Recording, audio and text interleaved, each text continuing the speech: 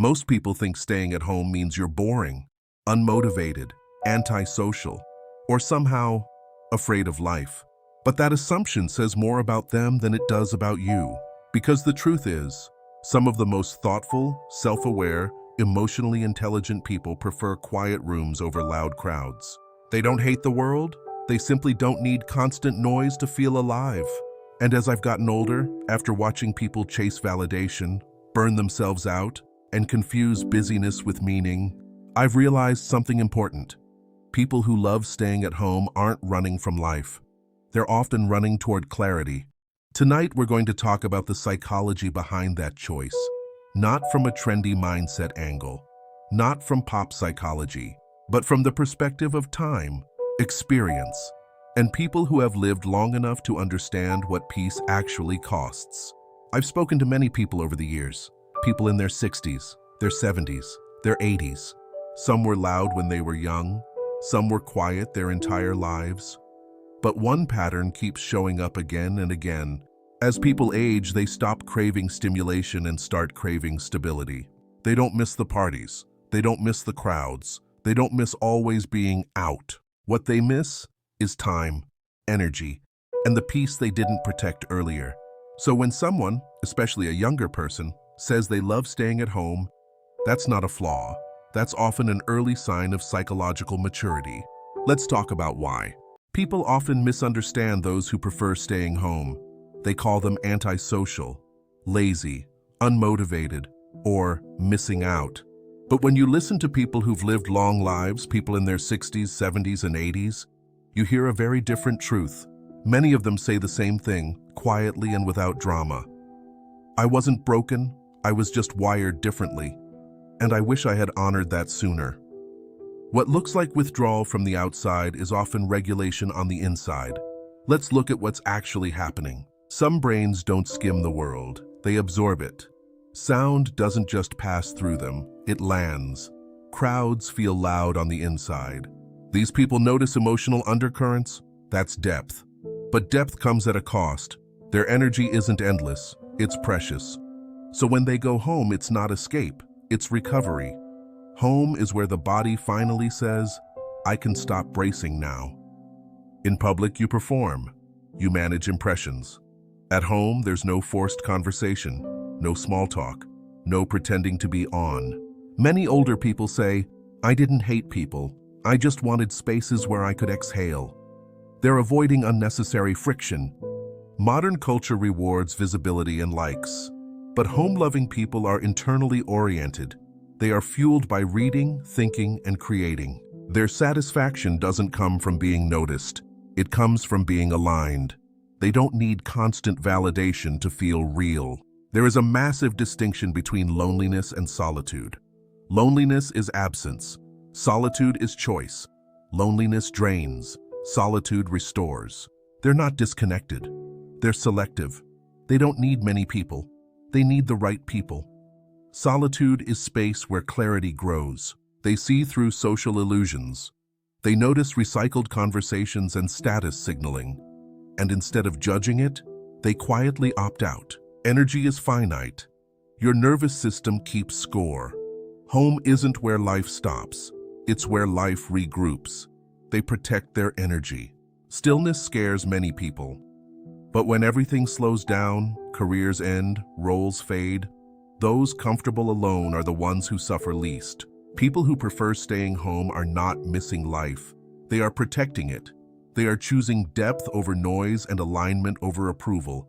So if you're someone who loves being home, you're not behind. You're not broken.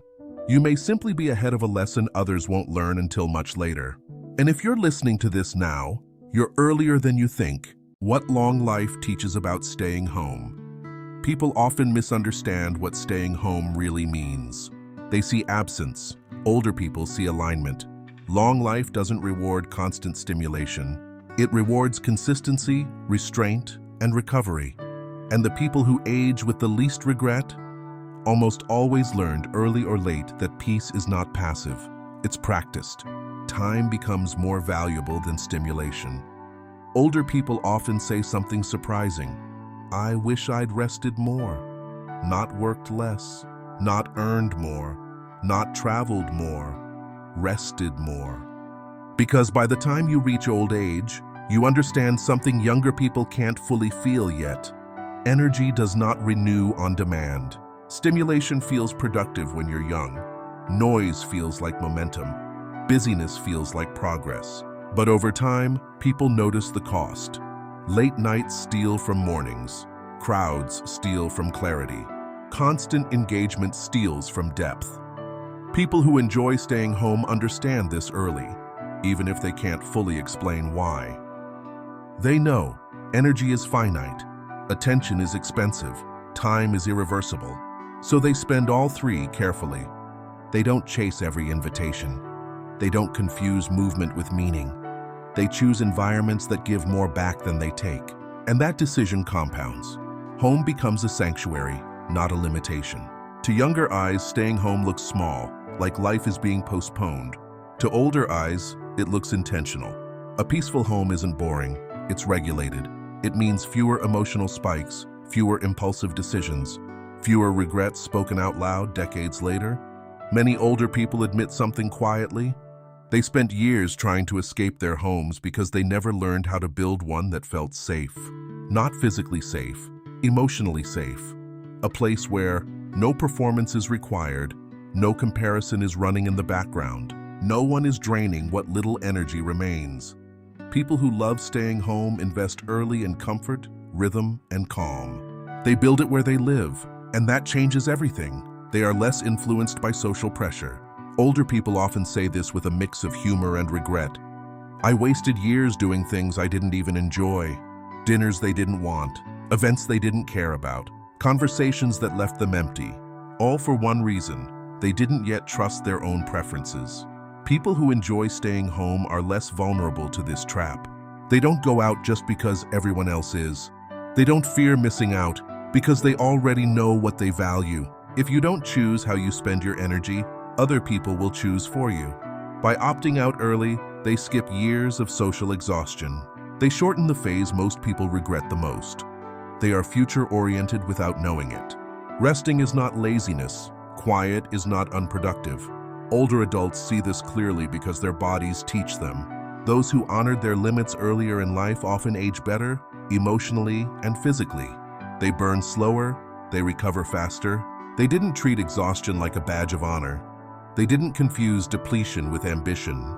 People who enjoy staying home often protect their nervous systems long before they know that's what they're doing.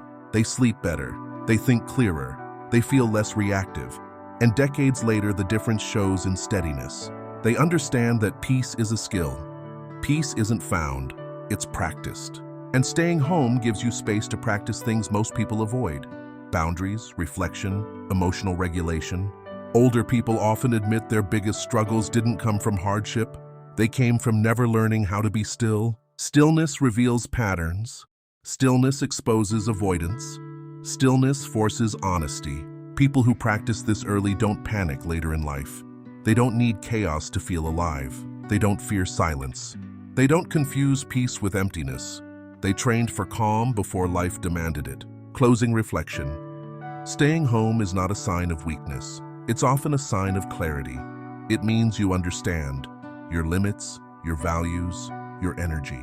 Long life doesn't reward the loudest person in the room. It rewards the one who knew when to leave the room entirely. And if this message resonates with you now, you're not behind, you're early. If you love staying at home, don't let the world rush you into self-doubt. The world is loud by design. It rewards motion. It praises visibility. It confuses being busy with being alive. So when you choose stillness, it tries to convince you that something is wrong. But nothing is missing. You're not opting out of life. You're choosing how to live it. Most people don't realize until much later. That constant movement was never the goal. It was a distraction. Many people spend decades learning lessons. How to slow down without feeling guilty. How to be alone without feeling lonely. How to sit in silence without needing to escape it. How to feel content without noise, validation, or applause. They chase stimulation first, then peace later. You chose peace early, and that choice is quieter, but heavier with meaning. When you reach old age, you won't wish you went out more. You won't wish you said yes to every invitation. Life isn't measured by how busy you were. It's measured by how present you became, by how often your nervous system felt safe, by how well you learned to rest without shame. Staying home isn't retreat, it's refinement.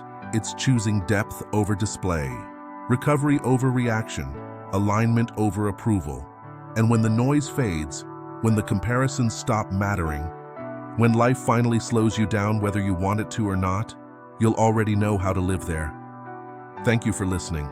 If this resonated with you, subscribe to Questions for My Elders, where quiet wisdom matters more than loud advice. And if you're someone who loves staying at home, you're not behind, you're ahead.